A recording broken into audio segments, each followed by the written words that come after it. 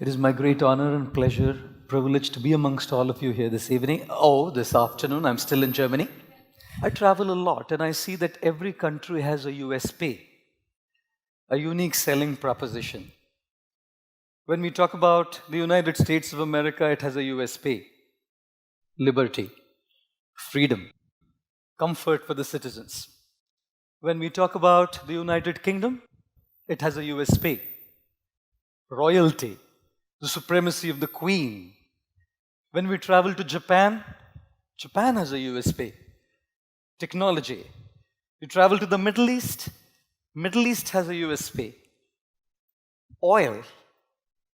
And when we talk about India, India also has a USP, a unique selling proposition, something that all of us are known for. Sometimes they say, how do you recognize an Indian? An Indian is known by a man or a lady who will use the shampoo till the last bit by putting water to the bottle. How do you recognize an Indian?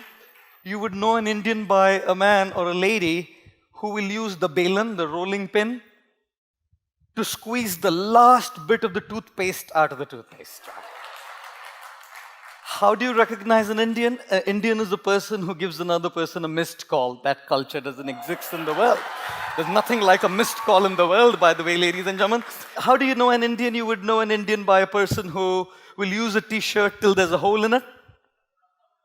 And once it's unusable in the day because there's a hole in it, you would probably start using it in the night. And if it's still not usable in the night any longer, you keep it for Holi. And if it's not even usable for Holi, then you use that pocha. Then you know, for sure you know then that you are truly an Indian. Yes, ladies and gentlemen, we are known for our sparing nature. No wonder a lot of people in this world are super wealthy, in this country are super wealthy. India is known for Bollywood. India is known for its cricket. India is known for its beautiful architecture, magnificent edifices. India is known for its Himalayas. India is known for its literary contributions.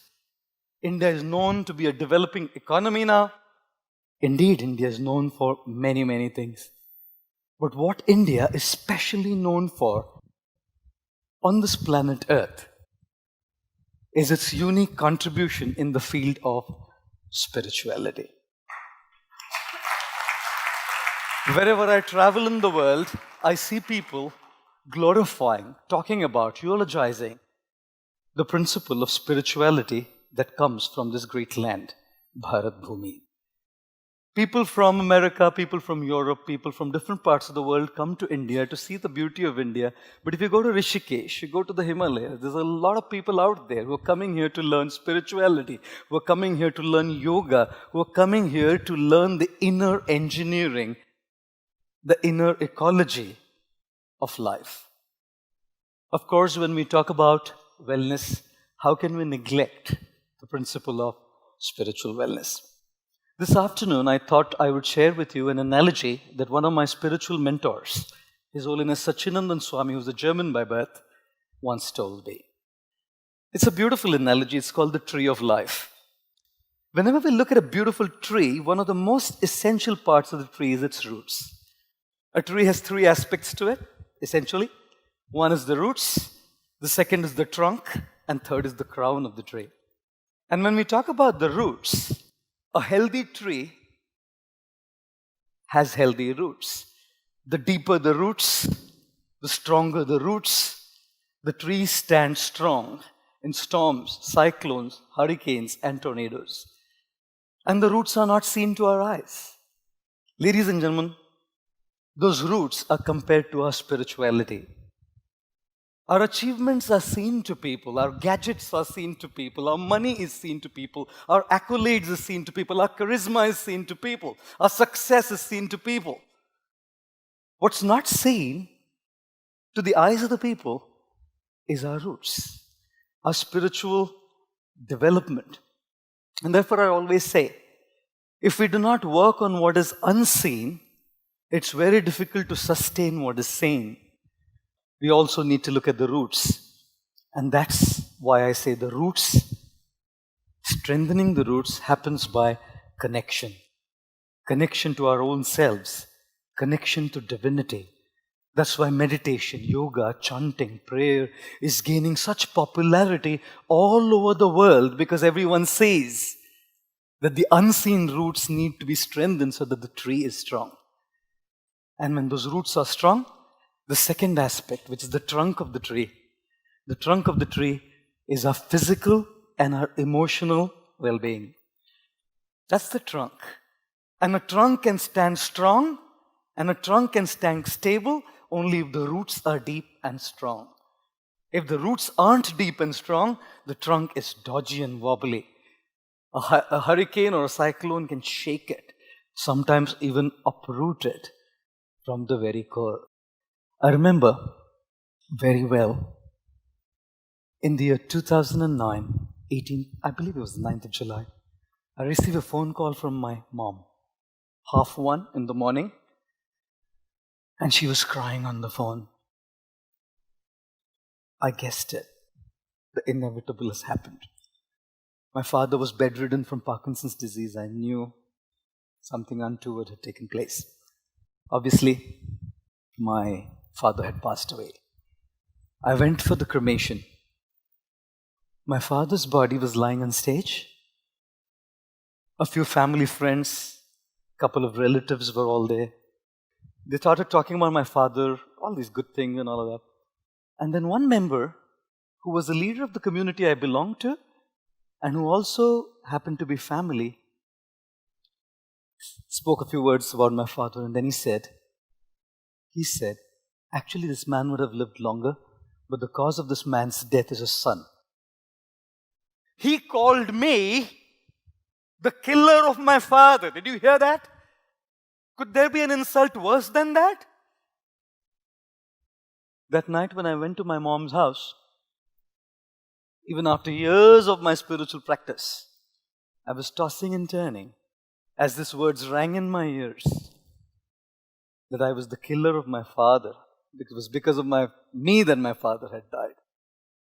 Ladies and gentlemen, my mind was restless. My emotional state had been disturbed. And when your emotional state is disturbed, you can't sleep, you can't get anything out of life. Your experience of life is proportional to your emotional state.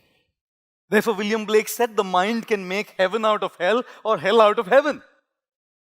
That night, as I tossed and turned, I remember one statement my guru, Radhanath Swami, the author of The Journey Home, if you can grab it, read it, beautiful book. He said, do not give the remote control of your emotions to someone else. That man, by what he was saying, was pressing a button on the remote control and making me feel trash. I depend on you to say that your talk was great and feel good, and I depend on you to say that my talk was bad and I feel trash. That means I've given the remote control to you. I feel good because you make me feel good. I feel bad because you make me feel bad. And how shallow is life that I don't have the guts to take the control of my emotions in my own hands. Ladies and gentlemen, we have to learn how to take the control of our feelings in our own hand. I will not allow any damned person under the sun to make me feel good or bad by what he or she says. If they say good, fine, that's good. Appreciation, nice, I'm happy with it. And even if they trash me, fine, it's their opinion. It's the way they think. Ladies and gentlemen, the trunk is our physical and our emotional stability, and I'm not getting into the physical well-being because of paucity of time, obviously. And the last one is the crown. The crown is our contribution to the world.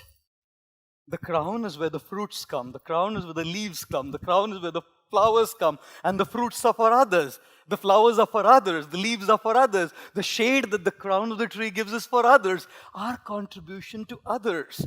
I'm saying this because people say that life is like an ice cream. You should enjoy it before it melts. It'll indeed melt away. I say life is like a candle. You should bring light to others before it melts.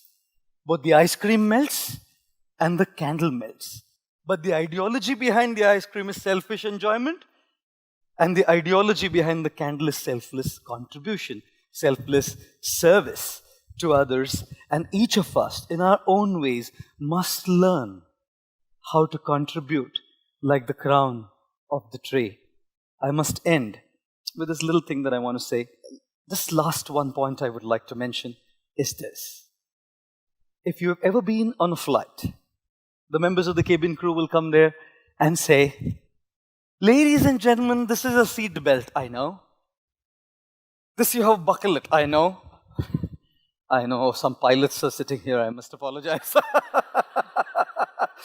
You know, if there be a lack of oxygen supply in the cabin, oxygen masks will drop from the cabin above your heads. Secure your mask properly and breathe normally.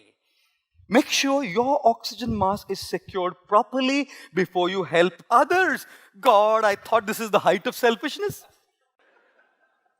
But if you don't keep yourself in place, you can't help others. If you don't have resources, you can't share your resources. If you don't feel love, you can't share love. If you don't feel hope, you can't give hope. If you don't feel uplifted, you can't uplift others. Therefore, be selfish first. Care for your roots. Care for your trunk. Because only when your roots and trunk are in place, then the crown can give others. How many of you like to look beautiful? Any of you like to look handsome? Those who are not raising their hands think they're already good looking. Anyway, that's another story of it. One lady came to class, teacher came to class and wrote on the whiteboard, I am beautiful. Which tense is it? The student says, past tense, madam. You know. Our late president, Shri Abdul Kalam ji, said a very nice thing which left a deep mark on me. He said, if you really want to look handsome, give your hand to some, and you will automatically look handsome. Because handsomeness is not about beauty and looks, it's about how we contribute to people. I conclude by saying, if you are beautiful, it's God's gift to you. If you live your life beautiful, it's your gift to God. And therefore, the tree of life is about three things. Roots, unseen to the world. Deepen them by connection to the divine, connection to God, your spiritual practice, your meditation, your prayer.